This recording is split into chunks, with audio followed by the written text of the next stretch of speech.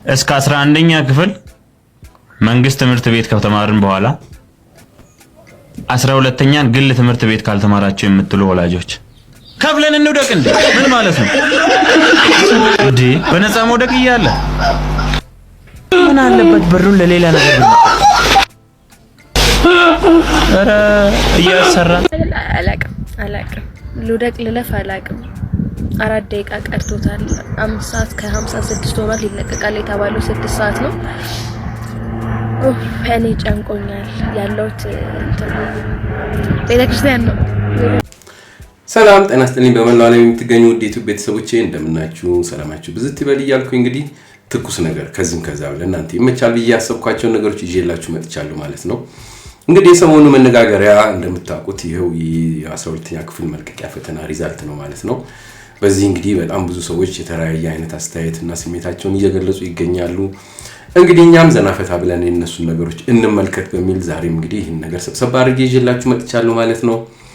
እንዴት ነበረ ውጤቱን ለማየት የነበረው ስሜት፣ እንደገና ደግሞ የተማሪዎቹ የነበራቸው ጭንቀትና ምናምን በአጠቃላይ ሰብሰብ አድርጌላችኋለሁ። እንደሚመቻችሁ እርግጠኛ ነኝ።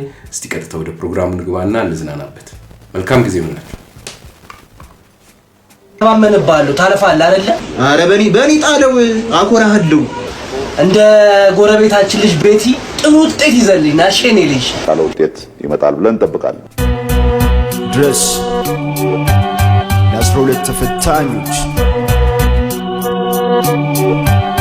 here we go again ወላጅ ውጤት ሲጠብቅ ጭንቀቱ ሲደራረብ ብርሃኑ ማይነጋም ትምህርት እንኳን የለው ገደብ ግራ ይገባኝ እኔ ምኑን እንደምፈተን አለው በለኝ ጌታዬ እኔን አለው በለኝ ወገን 12 የደረስኩት የማላቀው እኔ እንዴት ያስቆራጭ ተመጽዋች መሆን ይመራል እንደሪት ተፈትኜ ከዛስ ሊያስቀምጡኝ ነው እንደ ቤት የማያልፍ ነገር የለም ተፈትኜ አላልፍ ወዴት ፋሚሊ እንኳን የለኝ የሚረዳኝ እኔን ቶሎ ታላቅ ወንድሜ ዲግሪ ያለው እህቴ ዲፕሎም አባቴ የሚያስበው ልጅ ያልፍልኛል ብሎ ጌታዬ ካላለፍኩ ሰደኛው ቶሎ ቲቸር መቼ ጆሮ ሰጥቶ ሰማይ እኔን ሮሮ ኤክሴናን ተፈልጋት ላሸንፍ የራሴ ኑሮ ቆይ ባገኛት ኖሮ እህሉ ሃቶኔ ማን ይረዳኝ ዘንድሮ አለው በለኝ ቀለሜው ስኮርጀኝ ፈተና አለው በለኝ ቀለሜው ስኮርጀኝ እንዳረሳኝ አለው በለኝ ቀለሜው ስኮርጀኝ ፈተና አለው በለኝ ቀለሜው ስኮርጀኝ እንዳረሳኝ አለው በለኝ ቀለሜው ስኮርጀኝ ፈተና አለው በለኝ ቀለሜው ስኮርጀኝ እንዳረሳኝ አለው በለኝ ቀለሜው ስኮርጀኝ ፈተና አለው በለኝ ቀለሜው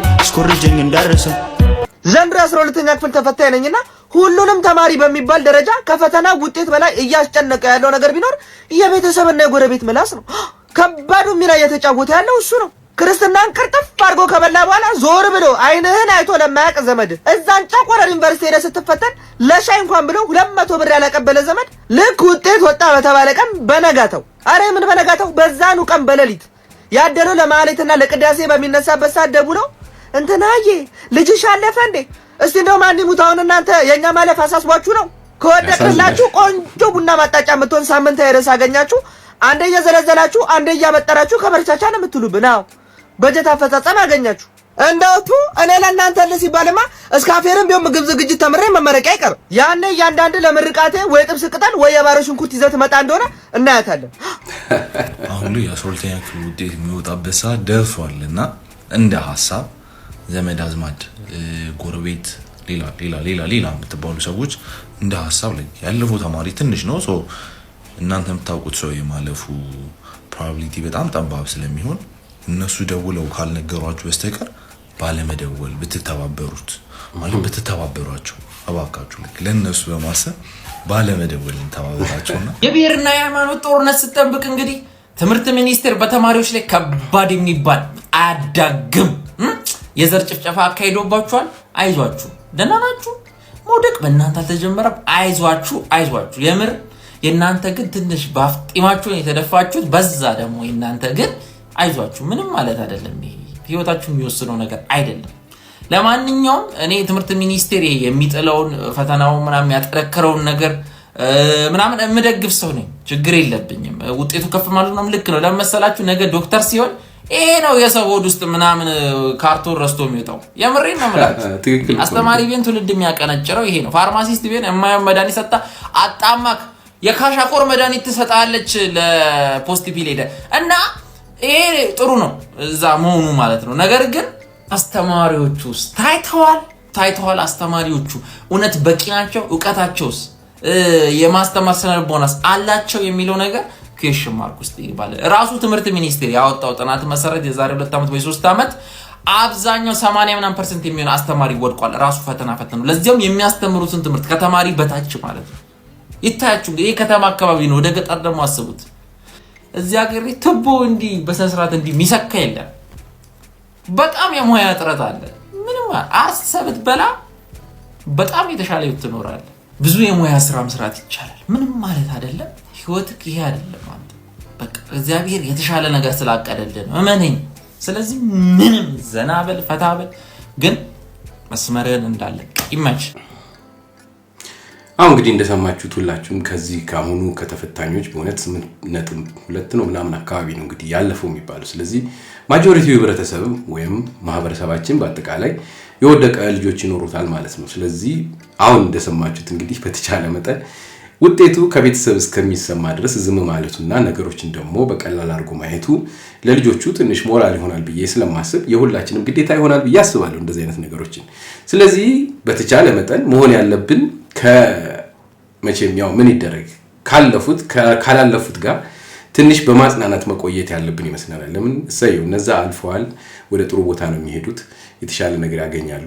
እነዚህ ይወድቃሉ ይጣፋሉ ማለት ሳይሆን ነገር ግን ነገሮች እስኪስተካከልላቸው ህይወት ትንሽ ጭልም ስለምትልባቸውና አዲሱን ዓለም ማለትም ወደ ህይወት ወደ ስራ ህይወትም ወደ ምን የሚባለው ነገር ውስጥ መግባታቸው ስለሆነ ትንሽ ስለሚያስጨንቅ እነሱን በሳቅ በጨዋታ አግባብቶ ከዛ በኋላ ወደ ስራው ዓለም ሆነ ወደሚቀጥለው ህይወታቸው የሚመሩበትን መንገድ የመምረጥ እድል እስኪያጋጥሙ ድረስ እኛ በሳቅ በጨዋታ ብናሳልፍላቸው ነገሩ ይቀላቸዋል ብዬ አስባለሁ። 12 ዓመት ሙሉ ተምረው አንድ ሰው ይሄን ሰዓት ላይ ይሄን አይነት ነገር ማግኘት በጣም ቀላል አይደለም፣ ከባድ የሆነ ሸክም እንደመሆን ማለት ነው በራሱ። ስለዚህ ለዚህ ደግሞ እኛ ሁላችንም እንግዲህ የተቻለንን ያህል በማጽናናትም ቢሆን ጥረት ማድረግ አለብን ማለት ነው። ላለፉት እንኳን ደስ ያላችሁ፣ በእውነት በጣም ደስ ይላል። ብዙ አይነት እንግዲህ ስሜቶችን አይተናል፣ ወደፊት አሳያችኋለሁ። በጣም ደስ ይላል። በተረፈ ያው የሁላችሁንም ማስተያየት ተጠብቃለሁ። እስቲ ብርሃኑ ነጋ በዚህ ጉዳይ ምንድን ነበር ያለው? ትንሽ እናዳምጠው።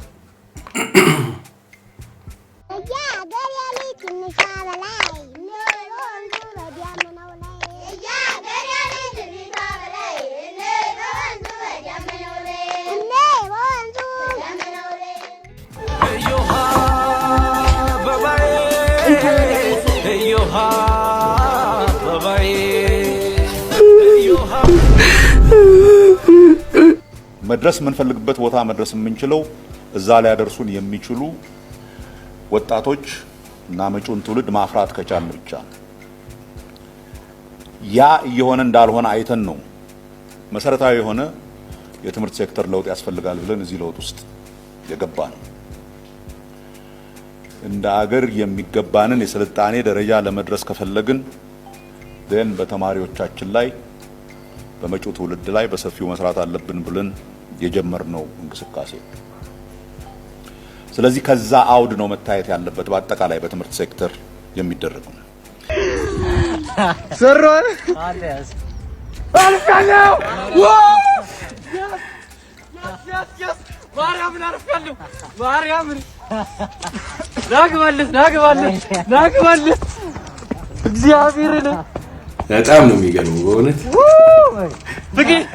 ይሄ ነው እንግዲህ ስሜታቸው በጣም ይገርማል።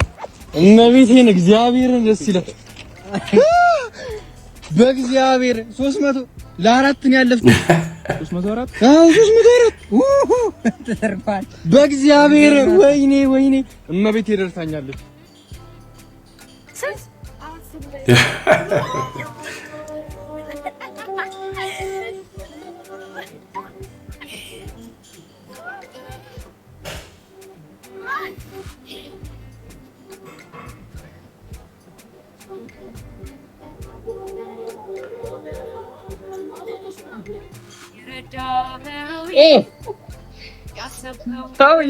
ያስለቅሳል። ይሄ በጣም ከባድ ነው።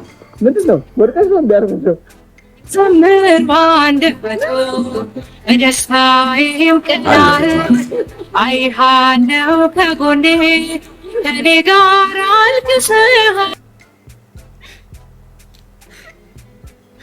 አልፌያለሁ እና በጣም ነው ደስ ያለኝ። እንደሰማችሁት ነው መቼም ከዛ ሁሉ ተማሪ 8.ምናምን% ነው ያለፈው ተብሎ አናውንስ ከተደረገ ልጆቹ በሙሉ መጨነቃቸው የማይቀር ነው። ጭንቀታቸው እንግዲህ ግማሹ ለሊት ሙሉ እንግዲህ ሲጨነቅ ሲያለቅስ እንዳደረ ብዙ ሰምተናል። እንግዲህ ለዚህ ነው የተወሰነች ነገር እንኳን የሰውን ስሜት ምን እንደሚመስል ላሳያችሁ የወደድኩት ማለት ነው። ይሄ ቤተሰብም ነው እንግዲህ ለልጆቹ ብለን አየን ቪዲዮ ስለቀረጹ አየን እንጂ ቤተሰብም የዚህን ያህል ተጨንቋል ማለት ነው። እንኳን ደስ ያላችሁ መቼም ላለፋችሁት በጣም ትልቅ ነገር ነው። ላላለፋችሁ ታይዟችሁ እያልኩኝ ደግሞ እስቲ ወደፊት ደግሞ ሌሎች ምን ብለዋል የሚለውን ደግሞ ላሰማችሁ። ሰላም አድማጮች እንደምን አላችሁ? ይፈን ስፓይስ ኤፍኤም ከድድ ማስጫ ነው። ዛሬ እንግዲህ 12ቶቹን ውጤት የምንመለከት ነው የሚሆነው። አዎ እንግዲህ ተምረን እስከ 12ኛ ብንወድቅ ምን አለበት ይበቃናል እኛ ሲሉ ታዝበናቸው። አዎ እንግዲህ ዘንድሮ 12ቶች መረፍረፋቸውን ቀጥለዋል። እንግዲህ ያንዳንዶቹን የማስጤት እኮ ስንመለከተው እንደ ቀበሌ 0609 ተብሎ ነው የተጻፈው። አዎ እንግዲህ ትዕግስት አምጥታለች 6 ሰማኝ አምጥታለች 9 ሰያ። ማን ያለ በሁሉም ወርቋል እኮ። ወፍጮ ቤቱ ጋር ምንድነው ሰያ? አዎ አንድ ተማሪ የጋሽ ግርማ ወፍጮ ቤት ጋር ቆሞ ይገኛል። አዎ እንዴ ማስረጃውን እየተመለከቱት ነው ሰያ። ጋሽ ግርማ ይሄ ውጤትን ለማበጠር አይሆንም አሉት አብርሽ። በዚህ ውጤት ጎፈሬና በጥር ብሎ መለሱት አብርሽ። የሚገርም ነገር ያሳዝን ነው እንዴ። እዚህ ጋር ራሱ እየተመለከቱት ያለውት ነገር ሰያ የብዙሃኑ የአብዛኛው ውጤት እኮ እንደ ባስኬትቦል ጀርሲ 2 ዲጂት ነው። አዎ በዚህ አጋጣሚ የሰፈራችን የጋሽ ከቤ ልጅ ያመጣው 23 ነው። በዚህ አጋጣሚ የ23 ቁጥር መለያው ምን አበረክትለት ነው የሚባለው። ኮንግሬ ጋሽ ከቤ ልጅ ብለናል እኛም። አብርሽ የግሎች ጋር አለፋችሁ እንዴ? እኔ አይኔን ጨፍኜ ሰርቼ ነው ያለፍኩት። እኛ የመንግስቶች ነው እንጂ የምንቃጠለው። ፈንስባይሶች ነን ከድድ ማስጫ። በ12 አይቆምም የህይወት ሩጫ። እንኳን ደስ አለ የኔ ልጅ። ምን ተገኘ? ምንም እንኳን 12ኛ ክፍል በመውደቅ ቢከፋንም ላንተ ጥሩ ስጦታ አዘጋጅተንልሃል። አይነህን ጨፍን።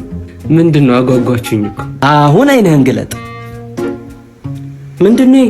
ልብሶች ናቸው። እንኳን ደስ አለ። እናት ሀገር ጠርታለች ማለት እኛ ምንም የምናውቀው ነገር የለም። ብርሃኑ ነጋ ነው ለብርሃኑ ጁላ አሲስት ያደረገ እና ስለዚህ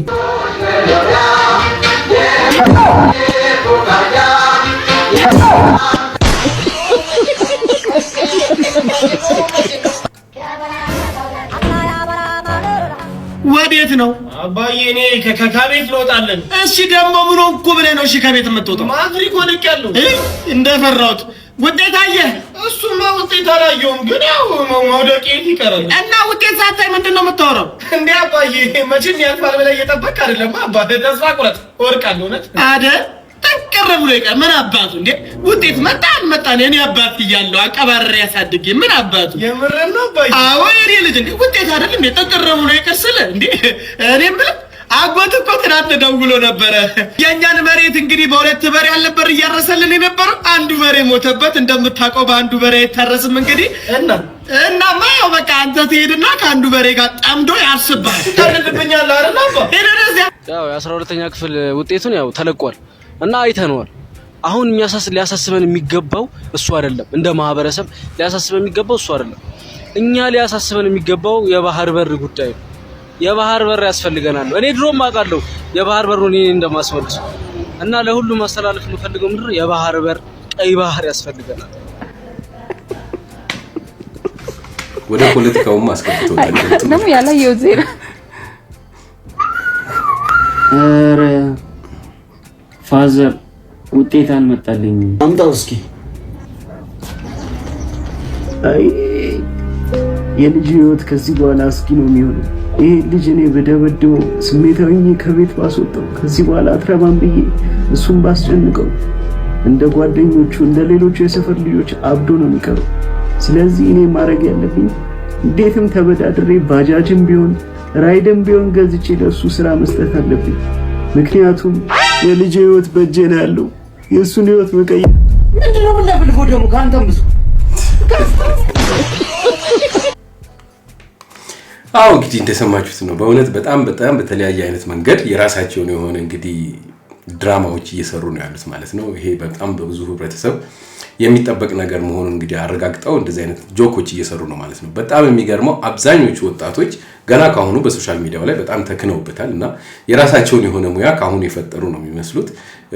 የሚያበርቱ የሚል ነገር ነው። ምክንያቱም ያው በሶሻል ሚዲያ የሚገኘው ገንዘብም ሆነ ማንኛውም ነገር በጣም ከሌላው አካባቢ በጣም ከፍ ያለ እንደሆነ ሁላችሁም የምታውቁት ነገር ስለሆነ ድረስ በዚህ ቢበረቱ በዚህ በኩል ያጡትን ወደዚህ ይተኩታል ማለት ነው። ስለዚህ እሰየው የሚያስብል ይመስለኛል በኔ በኩል።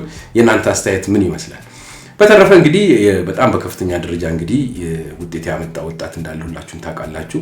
በዚህ ወጣት ደግሞ ህብረተሰቡ በጣም እየተነጋገረ ነው። እንግዲህ ሉዝ ያደረገው ፖይንት 9 ብቻ ነው ማለት ነው እና ያ በጣም ትልቅ በመሆኑ ብዙ መነጋገሪያ ይሆናል። ያላመኑም አሉ ማለት ነው። ካለማመናቸው የተነሳ እስቲ ምን እንዳሉ ደግሞ እንስማ።